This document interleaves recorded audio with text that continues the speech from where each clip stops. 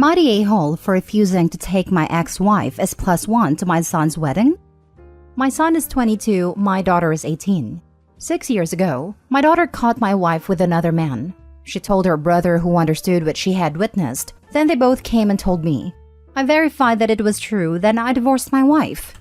During the divorce hearing, both of them expressed a desire to stay with me, so I was given primary custody, with my ex getting 1 week a month, and she moved in with the other guy. I have done my best to cut my ex out of my life. Our communication is limited to the bare minimum needed to coordinate custody and shared expenses, and I have never talked about our relationship to my kids. Initially, after the divorce, she told me that our kids were giving her hell when it was her custody, and that I needed to talk to them. I sat them down and asked if it was true, and they said they didn't want to stay there. But I explained that it would be best for everyone if they remained civil until they turned 18, so we wouldn't have to go back to court. I didn't get complaints after that, so it seemed to be working. When my son turned 18, he moved back in with me full-time and started college. He graduated now and is getting married in a few months. My daughter turned 18 last summer and moved back in with me full-time too. My ex-wife called me today, and she started crying, saying that she was not invited to my son's wedding. Then she told me that my son hasn't talked to her in over a year. He has still been dropping in after turning 18 to visit his sister sometimes, but eventually stopped doing that too. Likewise, apparently my daughter stopped talking to her after turning 18 too. My ex-wife asked if I would bring her as my +1 so she could see her son getting married. But I told her that if my son didn't invite her, it wasn't my place to bring her. Then she started accusing me of turning them against her and threatening to take me to court. I just told her that there was no more custody agreement to take to court since both of them are above 18, and hung up. I sat down with both of them later and asked them if they had cut contact with their mother, and they both admitted it. I explained to them that they did not need to do that for my sake, and I still recognize she's their mother. But they both said they had talked about it a lot and their plan was always to hold out until they were 18. But they had no desire to be around her or the other guy because she had destroyed our family. I told them that they're adults, and if that's their decision, I won't pressure them to change it. I was telling my sister what happened, and to my surprise, she said my son wasn't being fair, that I should make him invite his mother to the wedding. Am I the a-hole for refusing the attempt? Now for the top comments. Not the a-hole. She had 6 years to figure out how to at least repair enough damage that her kids wouldn't go no contact the moment they were able. Sounds like the opposite happened. Not the a-hole. Your son should consider hiring security to ensure she doesn't crash the wedding or even come as your sister's +1.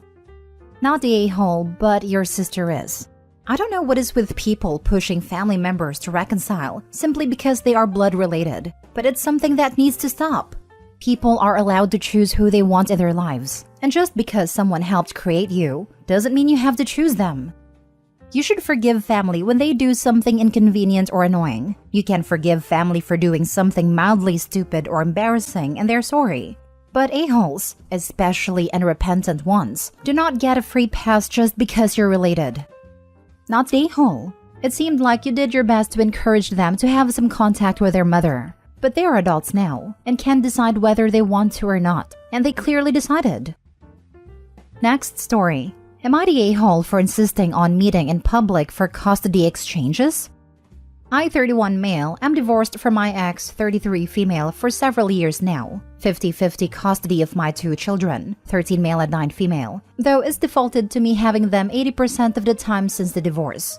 The past few years have been littered with false CPS reports and them coming to my house talking to my children, just for a few weeks to go by and everything is closed and we move on, just for it to happen again. Then, we moved a few months ago. I disclosed my address to the court, and all parties involved except my ex. Since we moved, the CPS visits have stopped completely, but I keep in touch with a caseworker who's helped me with finding my son help with his mental health. Everything has been kosher for months. We've been using the school schedule for custody exchanges as it makes things easier. Then, I recently found out from my niece, ex's bio family, that my ex weaponized CPS to make my life hell. So now with the holiday, MLK landing on an exchange day, my ex is demanding to drop them off at my house. I've told her we can meet at a police department and do a secure exchange. There's marked parking spots with surveillance cameras and everything, and she's refusing, saying that I'm hiding things and she just needs to know. Am I the a-hole for insisting on all meetings and interaction be through monitored channels? Not the a-hole, and that is a very smart thing to do. Make sure you let the caseworker know that CPS calls coincidentally ended when the ex didn't know where you were. When you meet at a police department, make sure you don't go straight home. She or one of her friends may be following you to see where you live. I wish you the best. We're going grocery shopping first and maybe a pack of magic cards for my son. I considered I may be followed already, but I really do appreciate the forethought. If the kids have cell phones, check the location permissions in apps like Find My iPhone or any social media with location sharing. Location services are only on for Google services, which is connected to my account so I can find their devices. Had an incident where we had to find his phone by a friend's house last year, and since then I've been meticulous. Not the a-hole. Your ex has proven her egregious use of CPS, that she cannot be trusted. She's not looking out for your children. She's looking for ways to hurt you. Since this in turn hurts your children, continue to protect both of them and yourself. Keep meeting in public and keep your address private as long as possible. If there's any way to file charges against her or to get her to face consequences for her actions, please do so. Your ex is not only hurting you, but also children who genuinely need the intervention of CPS whose time and resources your ex continues to misuse. Unfortunately, misusing resources with CPS isn't chargeable because it's not emergency services. This is pretty much verbatim what the police department told me, but I'm pretty sure the officer just didn't want to get involved. Not the a-hole. I would normally say exes should know where one another lives, but this is no ordinary case. Keep meeting in public. When she complains, ask her what she is hiding. I actually just texted her this, and she responded with whatever. So I'm 99% sure this is a game to her. Next story. Am I the a-hole for refusing to let my brother be part of the family business? First, some important info. I, 44 male, have a younger brother, 41 male, and we are the only children. Also, we are not from the US or any Western country. My father passed away almost 10 years ago. Since our mother was also dead, we divided his estate equally. His estate was a farm of 12 hectares, 30 acres. Back then, it had a house, a barn, a pond, wheat fields, and olive fields. We were both working office jobs in the city and did not want to be farmers. But after my dad died, my wife convinced me to quit, buy out my brother, and start a business with her, as she had degrees in business and hospitality, while I was working in accounting. And that's what I did. I bought out my brother at market price. After that, my wife and I transformed the farm, got government subsidies to make our farm more sustainable, transformed the area by the pond into a garden and romantic strolling route and a fishing spot.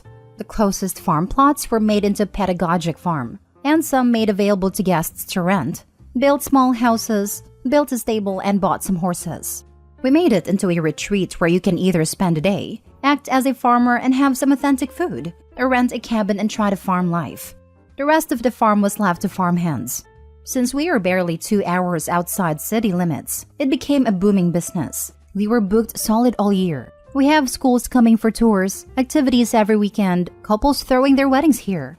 And after the first 5 years, we were able to pay off our debt and are making great money. My brother used his money to buy a house, 2 cars, and on his children's schooling. And they are living well. I would say upper middle class by my country's standards, but nothing like me and my family. Now he says that he wants in on the business, that what he was paid was not fair. I told him no, that he got what his land was worth back then. Now he is no longer talking to me and he is the only family I have left. So am I the a-hole? Now for the top comments. Not the a-hole. He got market value for his half. He used it up while you invested your time and money and now you are getting your return on investment. No need to feel guilty. Right. If it's the other way around and OP's business tanked, he would not have the right to ask his brother for money because he overpaid. Good on you, OP. His jealousy is not your responsibility, and you can focus on the family you have, and not the family who does not want to be there. Not the a-hole. The only way I could side with your brother would be if you took advantage of his grieving and bought a share. I do doubt this as a possibility, considering it must have taken some time for your wife to convince you to give up your career to suddenly become a farmer. Also, it's been 10 years, and he hasn't mentioned any regret during that time. I think it's clear your brother is having money troubles or perhaps a midlife crisis. Either way, he got a fair deal for his share. If he wants back in, he can offer to repurchase his half. Opie says his brother is upper middle class, so I think it's regret for missing out on the opportunity. If Opie never told him he and his wife had big plans when they bought out the brother, I can see why he feels a little resentful. That's pure speculation though.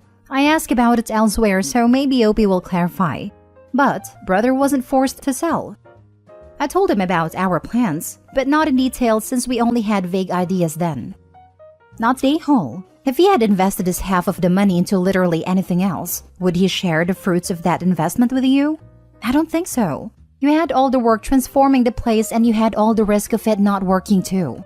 Also, it definitely sounds like you invested some of your own money too to make all that possible. He wants all the fruits of the labor without doing any of the labor.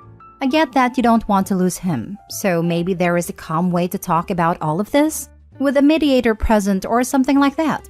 He needs to understand that you invested the money and succeeded. But I mean, you could have failed too. And if you did, would he just give you money from his half? Last story. Am I the a-hole? Active duty sister-in-law is mad her brother and I are having another baby. Background. My sister-in-law is a divorced single mother to a 2-year-old and is on active duty. She used to have friends that she would regularly leave her child with instead of us, because she also needed someone to feed and watch her 3 dogs, 4 indoor cats, and 3 to 4 outdoor cats. We watched the animals and a friend watched the kid. On multiple occasions, when this friend would fall through on childcare, she would call us the day off, and we would rearrange our lives, fight traffic, and get her kid because we wanted to help. When she has long underways, we made it clear we cannot watch her kid because my husband is also active duty and at work. I cannot drop my own kid off at school and drive 45 minutes to an hour across town to the military base and fight traffic to drop hers off and then get to work on time. Her child goes to the military base daycare facility, while my child goes to a public school 10 to 15 minutes from my house in the opposite direction of the base. His hours don't always allow him the ability to drop her kid off and pick her up. As for the current situation, my husband and I invited my sister-in-law and niece to our child's birthday party on Saturday. We also informed her we were newly pregnant again and mentioned that we had not told my in-laws yet. We assumed she would be excited to be an aunt again. She initially agreed, but my husband and I both noticed a tone change on the phone. We both assumed she had been just annoyed at her little one, since we could hear her trying to shop with her when we called. Later in the evening, she texts my husband and says she isn't coming to the party.